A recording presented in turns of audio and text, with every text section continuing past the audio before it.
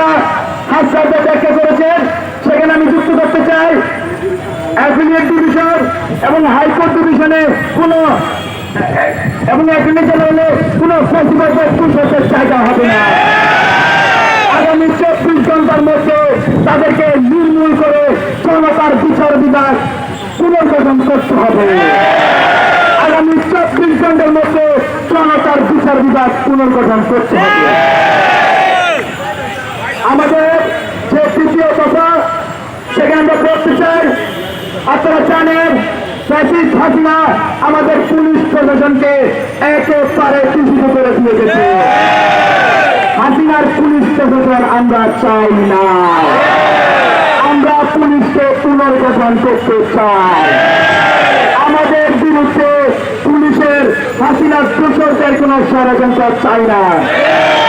তার এই প্রেক্ষিতে আগামী 24 ঘন্টার মধ্যে পুলিশকে নিরস্ত করে পুনর্গঠন করতে হবে, যে পুলিশ জনতার পুলিশ হবে।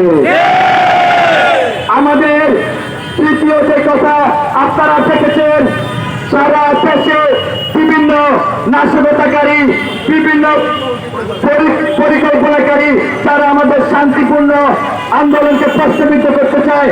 তারা সংখ্যালঘুদের উপর আক্রমণ করছে, আমাদেরকে প্রশ্নবিদ্ধ করার চেষ্টা করছে। কিন্তু যারা আন্দোলন করেছে সাধারণ ছাত্র নাগরিক, তারা কখনোই নাশকতার পক্ষে না। আমরা দেখেছি আমাদের সংখ্যালঘু ভাইরা, তারা আমাদের কাছে নিরাপত্তা চেয়েছে, তারা বিভিন্ন দাবি দাওয়া দিচ্ছে। আমরা এই নতুন সরকারকে আহ্বান করছি, ছাত্র নাগরিকের পক্ষ থেকে আহ্বান করছি, আপনারা তাদের ন্যায্য দাবিগুলো অনতিবিলম্বে মেনে নিন। আগামী 24 ঘন্টার মধ্যে সংখ্যালঘু ভাইদের নেতৃবৃন্দের সাথে বসে তাদেরকে তাদের দাবি মেনে নিন, তাদের সকল ন্যায্য দাবি মেনে নিন, তাদের নিরাপত্তা নিশ্চিত করুন।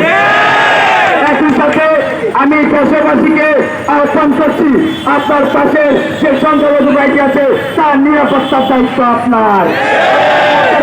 প্রশাসনকে সহযোগিতা করুন, নিজের স্বতঃস্ফূর্তভাবে তাদের নিরাপত্তা নিশ্চিত করুন। আজকের এই মঞ্চ থেকে ঘোষণা করছি, সারা দেশের যে যেখানে শুনছেন, আপনারা আমাদের সংখ্যালঘু ভাইদের সহযোগিতা করুন। আপনারা জানেন সারা দেশে আমাদের